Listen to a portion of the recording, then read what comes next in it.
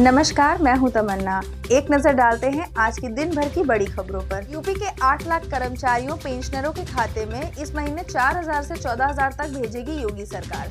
लखनऊ मुख्यमंत्री योगी आदित्यनाथ के आदेश के तहत प्रदेश के 8 लाख कर्मचारियों और 4 लाख के करीब 4 लाख पेंशनरों के खाते में इस महीने के अंत तक या अगले महीने की शुरुआत में हजारों रुपए आएंगे। ये धन करीब 4,500 रुपए से लेकर 14,000 रुपए तक कर्मचारियों के खाते में आएंगे। 3% एरियर की जिस बढ़ोतरी का ऐलान दिवाली से पहले किया गया था, उसमें 1 महीने का भाग आ गया था, मगर अब जुलाई से सितंबर तक का बकाया एरियर कर्मचारियों और पेंशनरों के खाते में आएगा। दिल्ली एनसीआर में छठ की धूम, सीएम आतिशी केजरीवाल ने निभाई रस्में। गाजियाबाद में पुष्प वर्षा। दिल्ली समेत गाजियाबाद, नोएडा, ग्रेटर नोएडा, फरीदाबाद और गुरुग्राम तक छठ महापर्व मनाया जा रहा है। गुरुग्राम में सूर्योपासना के महापर्व छठ का पहला अर्घ्य बृहस्पतिवार की शाम संपन्न हुआ।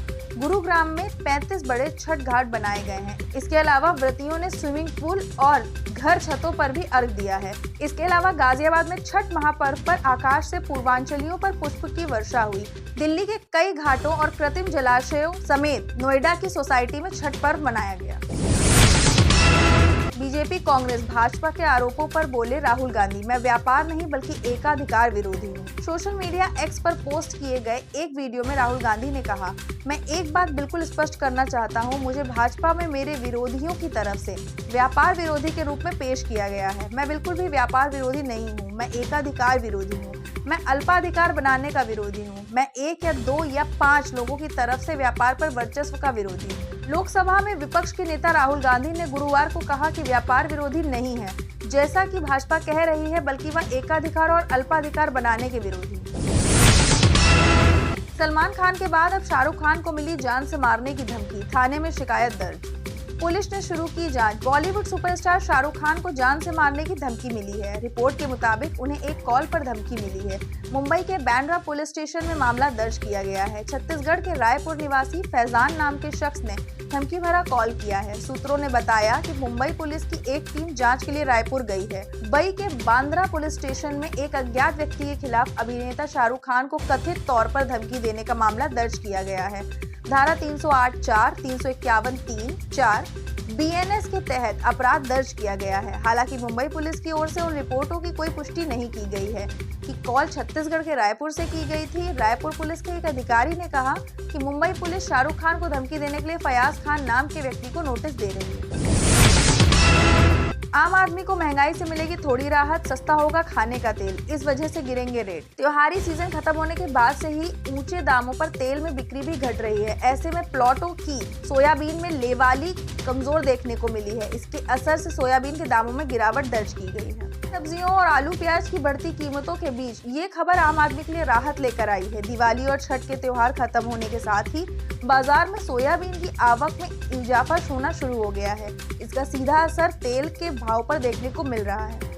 ऐसे में उम्मीद जताई जा रही है कि आने वाले दिनों में खाद्य तेलों के दामों में कमी देखने को मिल सकती है। कारोबार से जुड़े व्यापारियों का कहना है कि त्योहारी सीजन खत्म होने के बाद से ही ऊंचे दामों पर तेल में बिक्री भी घट रही है।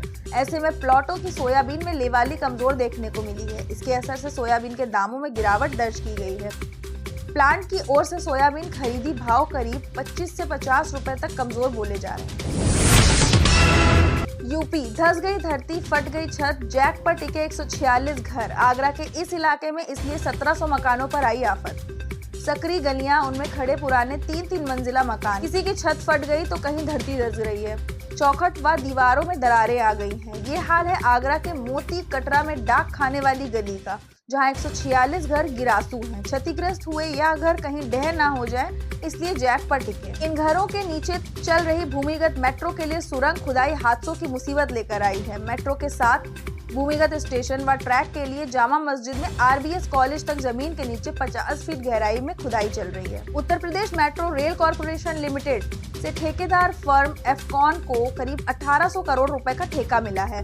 एफकॉन और UPMRCL की लापरवाही से जिन टनल बोरिंग मशीन से ड्रिलिंग करते हुए सुरंग खुदाई हो रही है, उन मशीनों से मोती कटरा क्षेत्र में जमीन काप गई। छठ पूजा के बाद पटना से दिल्ली लौटने वालों की हो गई बल्ले बल्ले। वंदे भारत को लेकर बड़ा ऐलान। दिवाली का त्योहार बीत चुका है, लेकिन छठ चल रहा है। फेस्टिव सीजन को देखते हुए भारतीय रेलवे ने बड़े स्तर पर कदम उठाए। दिल्ली और पटना के बीच वंदे भारत को भी स्पेशल ट्रेन के तौर पर चलाया गया, जिससे यात्रियों को ज्यादा दिक्कत ना हो। पहले 20 नवंबर तक चलने वाली दिल्ली से पटना वंदे भारत स्पेशल ट्रेन को और आगे के लिए बढ़ा दिया गया है। अब यह 30 नवंबर तक चलेगी, यानी कि जो यात्री बिहार से वापस दिल्ली लौटना चाहते हैं वे इस महीने के आखिरी तक वंदे भारत से लौट सकेंगे। सीएम योगी बोले, यह नया भारत है, कोई छेड़े तो छोड़ता नहीं। कहा, कोई भी वस्तु सूर्य देव की कृपा से ही आगे बढ़ती है। मुख्यमंत्री योगी आदित्यनाथ ने कहा कि छठ पर्व लोक आस्था को जीवंत बनाए रखने का एक उदाहरण है। इस चराचर जगत की कोई भी वस्तु सूर्य देव की कृपा से ही आगे बढ़ती है।